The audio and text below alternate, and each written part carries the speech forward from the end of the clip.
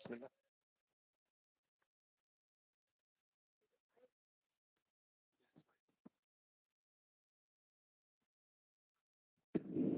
بسم الله الرحمن الرحيم. أعوذ بالله من الشيطان الرجيم. بسم الله الرحمن الرحيم. الحمد لله رب العالمين الرحمن الرحيم مالك يوم الدين إياك نعبد وإياك نستعين اهدنا الصراط المستقيم صراط الذين أنعمت عليهم غير المغضوب عليهم ولا الضالين. آمين. بسم الله الحمد لله والصلاة والسلام. We thank the leadership of the Islamic Association of North Texas for allowing us to, on very short notice, to have this program, which we see that those of us at the Islamic Center in America see as an attempt to take what we do in the classroom to your daily lives. What we're doing tonight is something called LAB, Leading Academic Bookshelf. The aim is to let you know the kinds of books we teach there for the purpose of, as we get into Ramadan, some of you, aside from reading the book of Allah, might want to have something else to read, even after Ramadan, inshallah. A word about the Islamic Center of America. In August of 2016, it was established here in the Dallas-Fort Worth area under the leadership of Dr. Omar Saluna, Dr. Brother. And in August 2017, it was taken over by what was the Islamic Center Foundation, where I was on the board at that particular time. In 2019, in August, we started offering 2 degrees, the Master of Arts in Islamic Studies and the Master of Divinity. Alhamdulillah, last June 2024, we had our first group of graduates. There were 6 of them.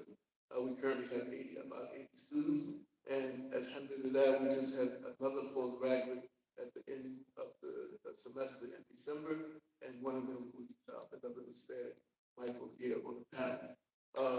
We talk about 6 things really. First, the 3 R's. We are religiously rooted, contextually relevant, and intellectually rigorous. The 3 F's are: we are free for people who don't have the ability to pay. A lot of people don't know this. If you don't have the ability to pay, you can come tuition free to this institution. Secondly, we are faithful to the deen, and third, we look to the future of Islam in this country, and part of this panel is aimed at looking at the future. So what we intend to do here tonight is to give you a glimpse of what we do in the classrooms, and the way we do this in 2 ways. One, said Michael will talk about the book in particular and how we use it in the class that he is part of, and Counselor LPC Nika will talk about her clinical work and how she's used the classroom around these issues in her work. So, who's that way? Bismillah ar-Rahman ar-Rahim. So I'm going to go over a brief overview of the book and probably sprinkle a little bit of my input on this. And of course, Sister Anika will be able to go into much more depth of this advanced topic. It's quite advanced. I found the book quite advanced when I read it and studied it. I made a book review about it. I was fascinated by the way he very elegantly weaves a very important thesis on top of the general topic of the book. So, why gender matters, what parents and teachers need to know about the emerging science of sex differences. This thesis of the book can be summarized in the blue line at the top. The failure to recognize and respect sex differences in child development has done substantial harm. He goes to, at length, explaining what these harms are throughout, I want to say, the first 1/3, maybe half of the book. To quote himself saying, our society suffers, anxiety and depression are on the rise among girls, and disengagement among boys. Dr. Sax, the author of this book, also wrote 2 books specifically speaking to that pink line on the board on the screen, Girls on Edge, Anxiety and Depression, Why So Many Girls Are Anxious, Wired, and Obsessed, and What Parents Can Do. And another one, Boys Adrift, The 5 factors driving a growing epidemic of unmotivated boys and underachieved young men. So this is the context of the book. The entire book is written as a self-improvement manual meant for parents or teachers, anybody who interacts with the youth, to understand different behaviors and understand how they should interact with the youth. The book weaves between anecdotes of his own life. He's been doing this for 30 years. He has seen thousands of families who visit him regarding, psychological or therapeutic help that the children need. He's visited hundreds of schools, so he brings his experience. He weaves it in with some of the research and scientific data. He has a lot of data that he brings to then prove it wrong, and then a lot of data that he brings to show counter research, or the research that has been done on the other side of the picture. A lot of it is also advice. So after presenting anecdotes and what he's experienced, after presenting some research, he'll go and give some advice. Like, this is what you should do if you encounter this situation. And then he goes back to another anecdote, back to some more research, back to some advice, back and forth like this throughout the whole book, for different ages, for different contexts, for different scenarios. So it's meant as a self-improvement manual. I find that Dr. Sax, throughout the book, stays very true to the thesis or the vision for which he wrote the book, which is to help adults understand children such that everybody can thrive the way they are. Guide them to face the challenges that they particularly face and help them thrive the way they are. Maybe 2 chapters, I think, are dedicated to the hardwired differences between gender. I won't go into too much detail, but women and men smell differently. Women smell differently than men. This is not just a social construct. This is hardwired. This is part of the biological composition of the neurons, the nose. They smell things differently. Women smell things differently than men do. He has a very funny anecdote. A lot of the anecdotes in the book, if you're married, you're going to get a laugh out of a few anecdotes. It's a very nice and enjoyable read at the same time. Children, boys and girls, hear things very differently. So if you have a boy sitting in the back of the classroom, most likely he's going to tune out because he needs louder sounds to be able to be drawn. His attention is caught by more loud sounds. If you put a girl at the front of the classroom, she's going to feel like she's being attacked by the teacher if the teacher speaks in a loud voice. And so we're facing problems where young boys in kindergarten and in first grade are diagnosed left and right with attention deficit, with disorders that they can't sit still, they can't this, they can't that. In reality, the problem is not with the children, the problem is with the adults interacting with the children, trying to fit them in the box, trying to make them do things that are not really appropriate for their hardwired the way they are. SubhanAllah. He goes into more behavioral distinctions between boys and girls. In summary, boys are much more likely to take risks and harm themselves. Boys are more likely to have an accident where they kill themselves because they were trying to do something, cool, or something, what's it called, adrenaline rush, right? Whereas the girls are much more hesitant.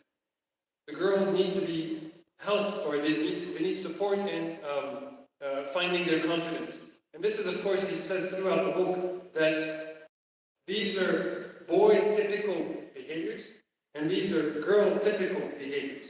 But behaviors are a wide spectrum.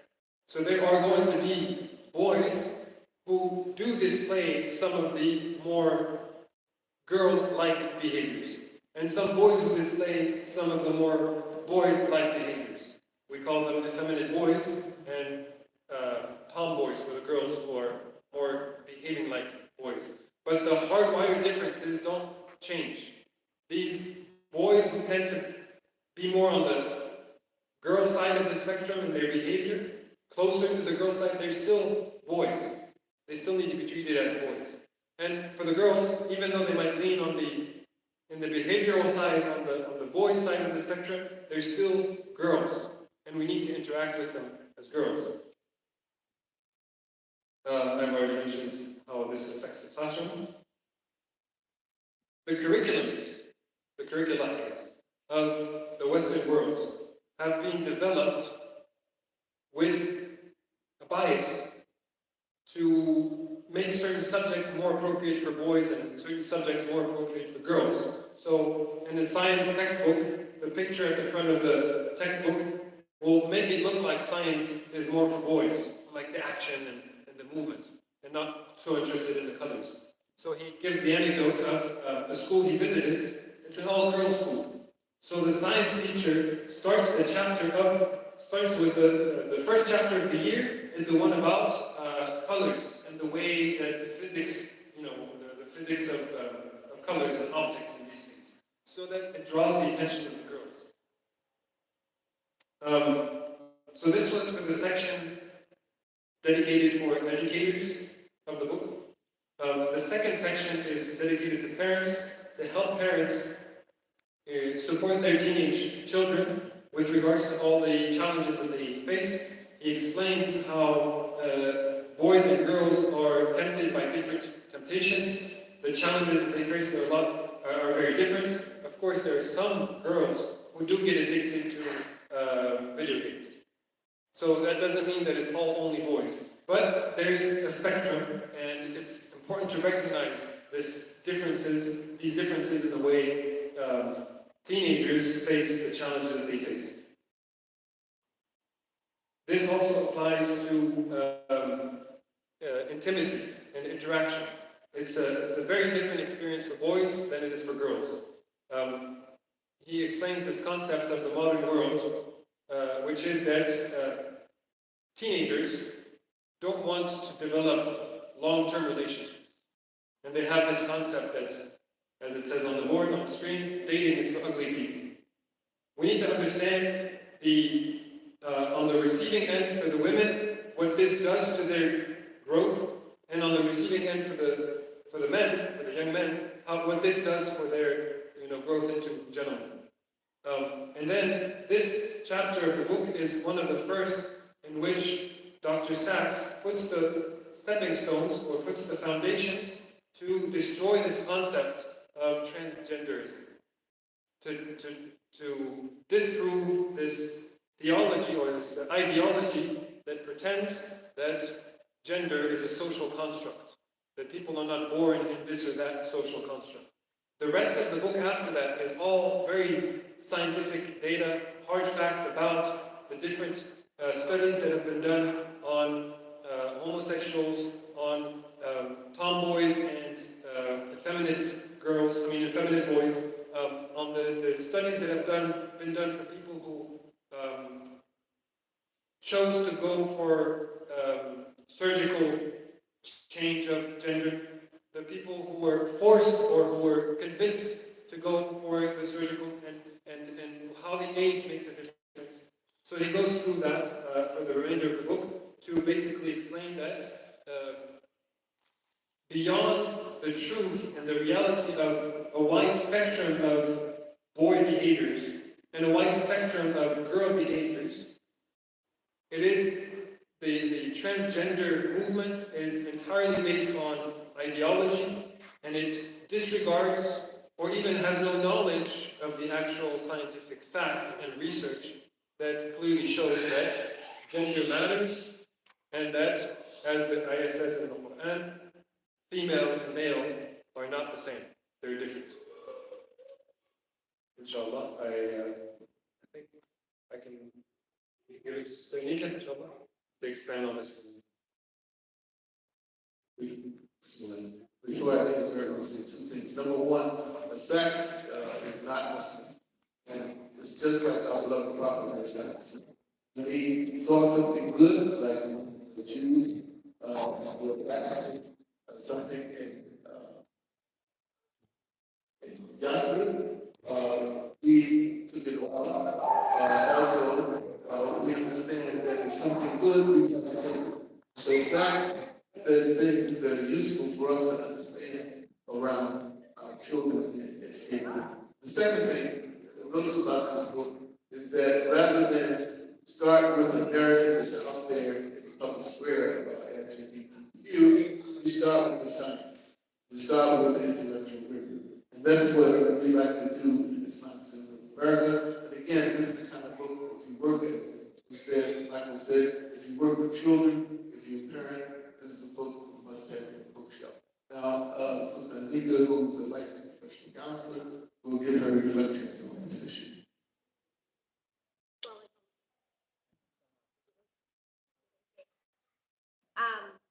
So one thing I love about being at TISA is that we're encouraged to take in multiple different perspectives and at the same time hone in on our own perspective. So sometimes we'll read books like this and classmates may differ. We may have a spectrum of different opinions within our class that have different opinions on the same book. So I'm going to start off by saying that we didn't read this book in my gender class.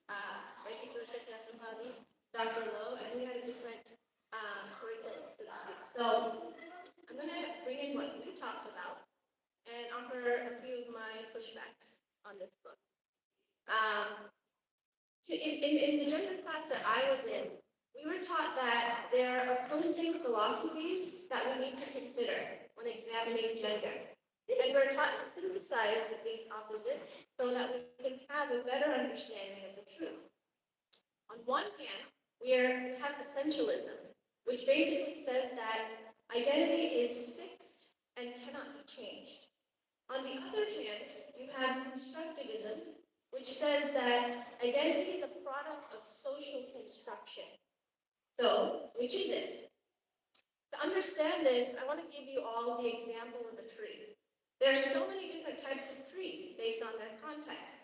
You have big oak trees, you have small, cute little bonsai trees, you have fruit trees, right? You have trees that shed their leaves, trees that don't shed their leaves. And what's true about all of these examples is that they're all a tree, right? But they take on different forms and features. They may even differ genetically at the core, right? But at the same time, there's a lot of similarities. I think that this book takes on a more essentialist perspective on gender. And what you're going to find in literature is that they're going to fall on either side of these opposing philosophies. And I believe that it's because it says that there are some things that are hardwired that cause dysfunction if changed. A constructivist perspective would argue that some of the things that appear to be hardwired based on current knowledge can actually be a response to the environment. For example, he mentioned, Brother Michael even mentioned, that an effeminate boy can be more depressed than a tomboy, girl. Even naming him effeminate could be seen as an essentialist worldview, because it's putting into categories. A constructivist would argue that because of the rigid ideas of masculinity in Western authoritarian cultures, he may express himself. He may have problems in society from veering from that rigidity. Another thing is that a girl may be more emotionally expressive because, she is from a young age encouraged to do so from her parents, whereas those same parents may discourage that in their son. I'm going to, again, we're encouraged to express our perspective, so I'm going to say confidently that I'm of the opinion that gender is flexible and dynamic, and that the healthiest individuals in today's modern society are actually able to adapt based on their context without losing their essence. For example, if a man has to live on his own, he might learn how to cook and clean, all right? He may be more emotionally equipped to be attuned to his children's needs in a situation where his partner lacks that ability. You may have a woman who is able to be more emotionally detached, and she can go to work and she can get it done. She can take on leadership skills in a situation where her partner struggles with those same characteristics. But to uphold that every man is inherently a leader, or every woman is inherently emotionally nurturing, I think can lead to problems in the real world. I believe that what causes dysfunction in gender is actually adhering to a very rigid, literalist, and one-dimensional concept of gender. And it's what causes us to label terms such as toxic masculinity and toxic femininity. I find, in my experience as a counselor, that those who are actually toxic masculine men actually have a feminine side. They're more emotional, they seek a lot of affection through sexual gratification, and they want so badly to be nurtured by the feminine. And then you have toxic feminine women who derive their identity by becoming the object of a male's desire, making themselves small and fragile. But the truth is that a lot of these women are intelligent, they have leadership skills, they crave the protection and emotional safety of men. But because both these toxic genders are inflexible and they refuse to integrate the opposite qualities inside of themselves and have harmony, they continuously remain in tension with one another and they remain unsatisfied in their relationships. With gender, we need to understand the context. I'll give you several factors. Number one, age. A young girl has different characteristics and capabilities than an older woman. Number two, race. A South Asian woman is encouraged to be more weak and fragile than an African American woman. Number three, social class. An upper class woman can afford to not work. She inherits from her father, whereas a poor woman has to maybe get married even as a child to survive. Number four, culture. White women are allowed to express their sexual desires more than a woman in South Asian culture. And number five, personal experiences. A loving father can raise a boy who is affectionate and cares for others, whereas an authoritarian, narcissistic father raises a boy who is emotionless. The problem today, back to the tree example, is that the tree wants to be perfect in all different contexts. It wants to be the oak. It wants to be the beautiful bonsai. It wants to be the fruit tree in the conifer.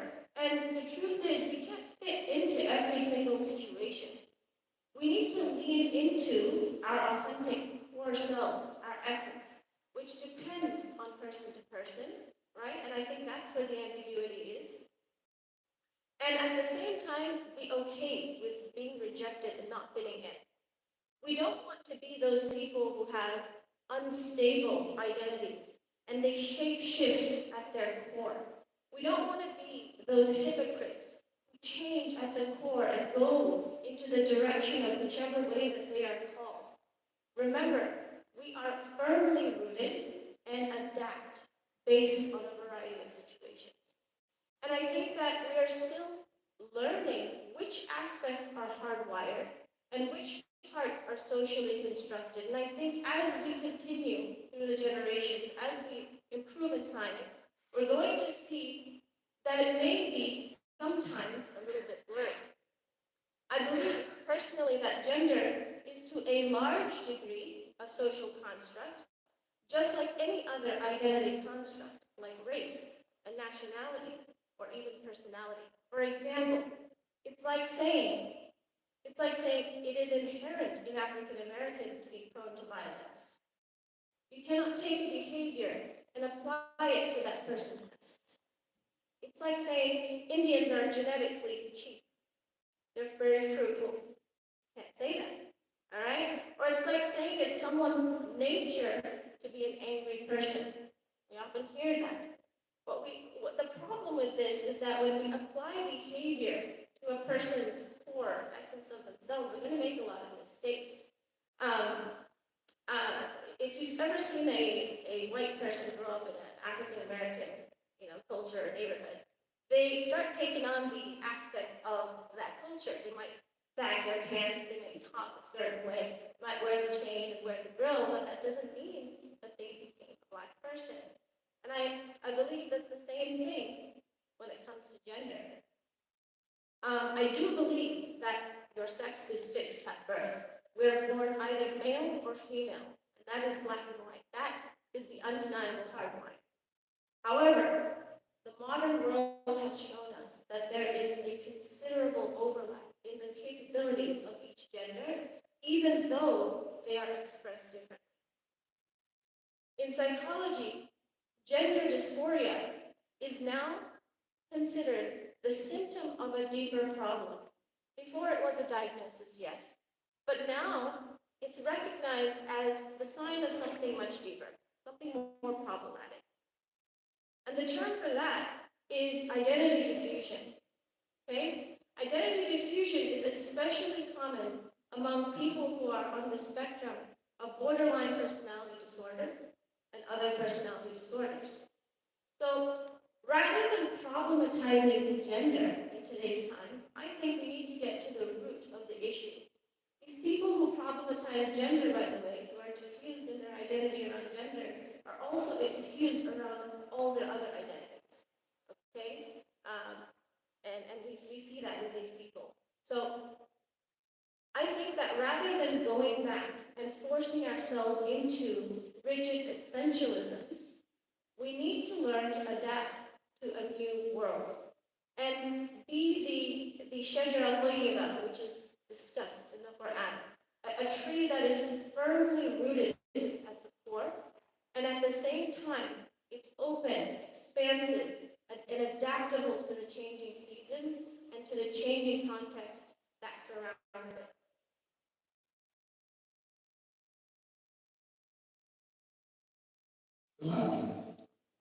Before I open for questions, I just want to say, Sister Nika, that what you were saying about the sex book, I'm the one who signed the sex book, doesn't appear to me to be true, that this essentialist means that this book argues that all men or all women are one way and they're hardwired. I think the argument that Sachs makes is much more nuanced than that, number one. Number two, let's take three examples from Sachs. One, the census smell. Two, the ability to hear. And three, risk-taking behaviors. The data that he presents is about studying people and looking at what they actually do, not some theory in there, but what people actually do, particularly the smell and the hearing at very young ages, when the society doesn't have a chance to impact. The second point is that he makes the point that within these constructs, you have variation. That's why he talks about tomboys and all that. But I think one of the things that we teach in the classroom is that in order to do critical reflective thinking about something, you have to put yourself in the text that you're talking about and understand it in the terms that the author presented it. And I just looked at mirror that what you say is not what Sachs was saying. But anyway, any other thoughts before we have a question and answer?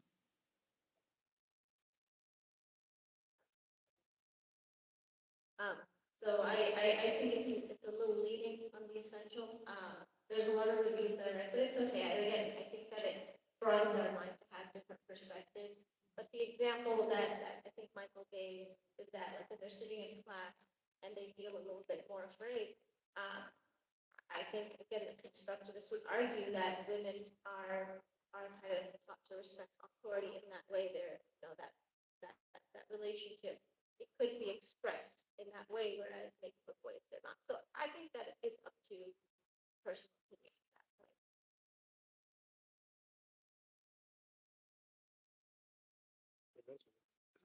Sister Anika, I very much agree with your conclusion. Everything you said, I felt like the book is decent balance between constructive and hard facts. But I agree 100% with what you described about the way we should move forward with regards to the topic of gender. So any questions or comments from our audience?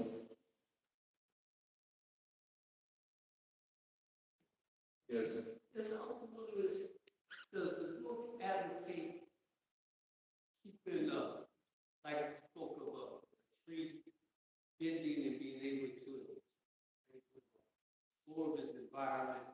Does the book advocate firm line of keeping children along the path, the natural path that they were born, or does it advocate leaning toward what society is now these days leading to, like be flexible as far as our gender? The question is, does the book advocate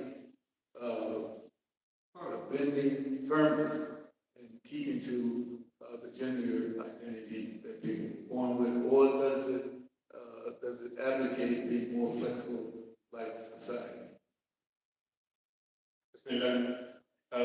Definitely, the book advocates to encourage children and expose them to the wide spectrum of boys and expose them to the wide spectrum of girls, so that the boy who comes and says, because I like these things, I think I'm a girl, that boy needs to be exposed to a group where it's normal to do things that girls do, and many boys do things that girls do. That doesn't mean you're a girl, and that definitely does not mean you should change your gender. He takes the entire one, maybe a quarter of the end of the book to describe how this is unacceptable to encourage a change of gender.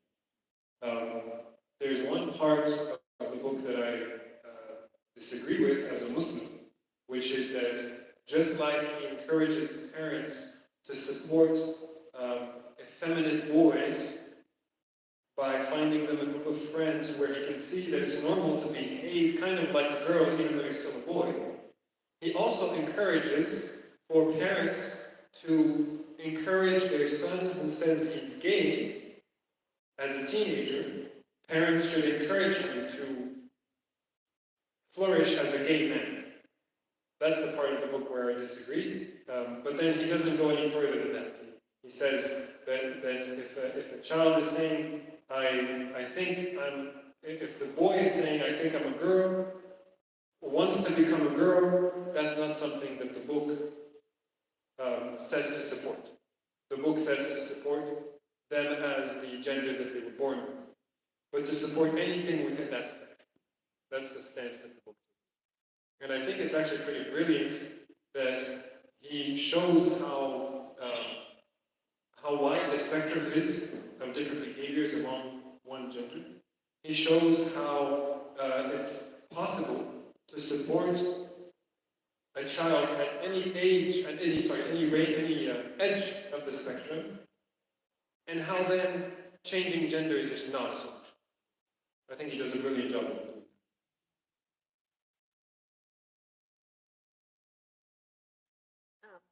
I can't speak on the book. Go ahead. Let's think about the environment influence on children as well as adults, with the environment that we get in, where everybody is physical, making changes, insane. I mean, it's keeping children on track. Yes. It's finally the wrong respect to push for your son being young man, and your daughter being young lady. So the question is what does the book say about pushing children to fit into the categories of the society that is pushing young men to be more manly and pushing young women to be more womanly? Or pushing young men to be more feminine. Or pushing For young men to be more accepting of different ways of life that lead toward being other than what they are. The book quotes researchers and their studies who say that the world would be a better place if we were to push boys to be more like girls and girls to be more like boys. And after quoting that, he says, nuh-uh. He says, no, we have to teach boys to become gentlemen, and we have to teach girls to become ladies. And to do that, we have to teach them how wide the spectrum that is, how wide the spectrum of gentlemen can be. That's the sense. Yeah, so back to what I was saying too, is that, the pendulum is just so swung so far to, one side, that the cure is actually coming a little bit back, just a little bit, right? We're not saying to swing all the way to the other side. And that's what's going to lead both sides to come back to a little bit of a balance so that we can be complementary again. I think I was reading a research article about our prophet, all of them, if you look at our prophet, he was a little on the feminine side, so to speak, right? Crying, he is a very compassionate and very attentive, emotionally attuned type of guy, right? And the characteristics of all of our major prophets, they have that characteristic, but for whatever reason, and again, constructivists, we would argue that somewhere after that, we had this very rigid, authoritarian vibe. And so what it means to be men now is very narrow, very rigid, very literal. Like, I was going to talk about toxic masculinity a little bit, but what it means to be a man is to look a man from the outside. You have to be pumped, you have to go to the gym, you have to look strong, you have to talk strong, you have to show that way. What it means to be feminine today is to have long nails, like this whole nail thing that women do. You have to look very feminine and very a certain way, right? This isn't how it was for all of human history. We weren't dressed up like this, right? But I think that in today's time, the women think that if I'm way over there being feminine, I'm going to attract a man who is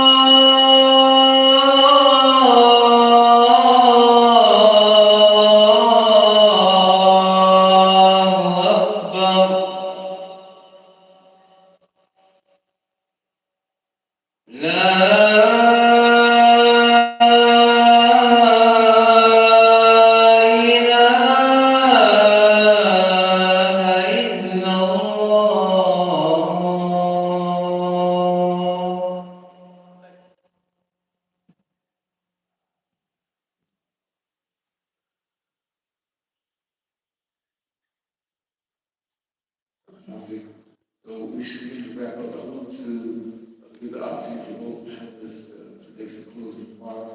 I want to say something about this book. And Sachs has a book and recommend another book to you as well. Sachs has a book called The Collapse of Parenting.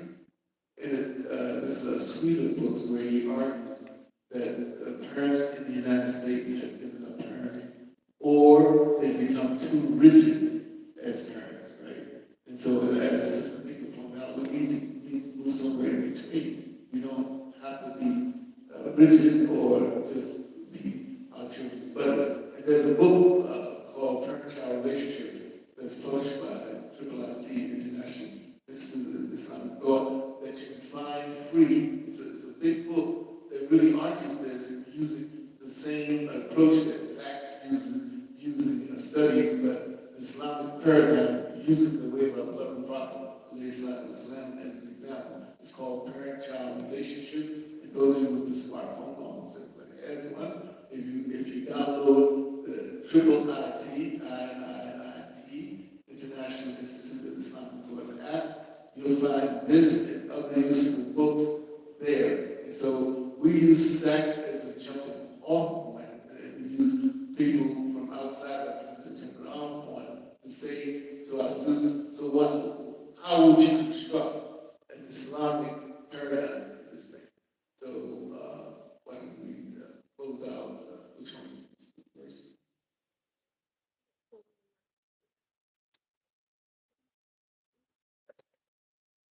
Bismillah. Alhamdulillah. I want to go back to the ayah that the Imam recited at Maghrib. قَدْ أَفْلَحَ مَنْ زَكَّاهَا. Guaranteed success for the person who grows himself. Self-growth, spiritual growth, also self-purification. This book, we actually studied this book in my comparative religion and interfaith dialogue class. And it's important that all of us Muslims realize that, as one of the professors of TISA says, just because the guy's not Muslim doesn't mean there's not a lot to benefit from what he wrote. I'm not going to agree with him that I should support a gay teenager to become a gay man. But the rest of what he wrote in the book, I'm so indebted to him that I haven't. And all the advice he gives for tazkiyah, true, meaningful growth, is priceless. It follows, in my opinion, the sunnah of the Prophet. So just because he's not a Muslim doesn't mean we shouldn't benefit from it. And that's my closing remarks. Jazakumullah khairan. Thank you for coming. I did prepare a closing remark, but what came to mind is the verse in Surah Hujurat, which is that Allah subhanahu wa ta'ala created us male and female nations and tribes so that we may know one another. And I think that it's kept vague on purpose because throughout generations and throughout time, we're going to know more about one another. In fact, if we kind of look at the context that we live in today, we do live in very rigid, inflexible ideas of gender. And I think that when I work with couples, marriage counseling, I think that what we really need to do is know one another. And more than that, what Brother Michael said is self-knowledge. We need to know ourselves. Who is my authentic core? And when we embrace that opposite within us, we find that balance within us, then we find that balance within a relationship as well. We're going to find that curiosity and that closeness because we're willing to know the other person.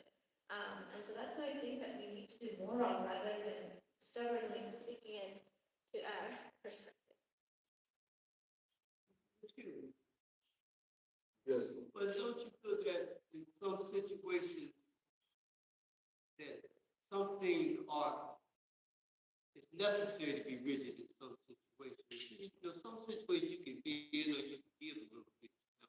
But, and I don't know the scientific relationship to it, but when a young man becomes confused about his gender, unless he's sick, you don't think a firmness comes in at times like for instance myself, the generation I come up with, my father told me that you were born a man, you don't have no choice about it. Had to be a man. I think this is an excellent place to end. Actually, what was asked is that don't you think in some situations that it's absolutely good to be firm? And it depends on what you mean by firmness. There's a firmness and there's a coolness. You know what I mean? There's to be firm. And again, if you go to Sax's book, Malcolm's book, Collapse of Parenting, he argues that parents have two functions. One, to give guidance in terms of boundaries for their children, and two, get them room to grow. See, they seem contradictory, right? But one is referring to what you're talking about, and there's a way of giving guidance lovingly. There really is. I mean, I think one of the things we talked in our other book talk that we did on Dwelling Tranquility about Marriage, that Muslims don't talk about love enough. That we often present Islam as this mean, punishing religion, when Allah Ta'ala talks about love throughout the Quran, and he talks about it, and we find it in Hadith. So the point is, I agree with you. As long as the firmness is a firmness that's given with love and compassion, right? It has to be firm. It has to be things that you cannot do, you cannot say in this household. By the same token, you give the young person leeway when they seem to be going down the road. You do not start a battle. Those of us who raise teenagers know one way to drive the person closer to what you don't want is to make it to a battle royal in your household. And this is, I would say, this is more art than science. And these are the kinds of things we talk about in the classroom. So if anybody, we'll be around a few minutes before the comment. If you want to talk to us one-on-one, we welcome you. If those of you who are watching, if you go to islamicseminary.us, you'll find more information about us. And what you're seeing in front of you is examples of very bright students. Most of our students are very exceptionally bright. Michael, who just graduated last semester, and Anika, who's still in our program, our students, I've been in higher education for 40 years, and they're the brightest, most engaged students I've ever encountered. And like Michael and like Anika, they're always thinking about what are the connections and the Sunni and what we're doing today. And we need more people who think like that. And so if you have any questions about the program, if you have any further questions for any of the three of us, I think the comments only going to be about 10 minutes away. We're happy to take the assistant leaders and close with the door.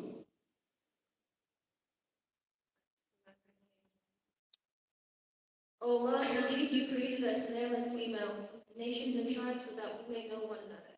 Guide our hearts to be conscious of the truth. Help us to be fortified in our core and have a firm identity, like your example of Shajara Tayyiba. Guide us towards spouses who complement us and balance us so that we may be the coolness of one another's eyes. O Allah, guide us to the straight moral path. Do not let our hearts wander and become lost in our search for our true selves.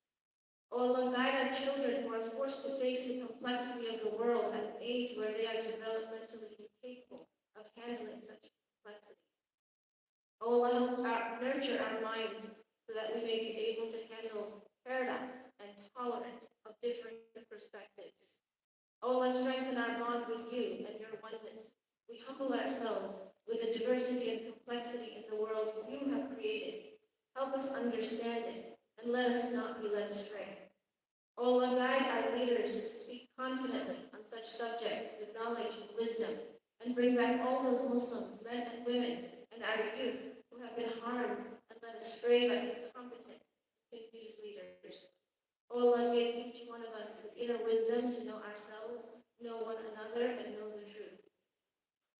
Allah, thank you all for attending. Thank you for attending. Assalamu alaikum.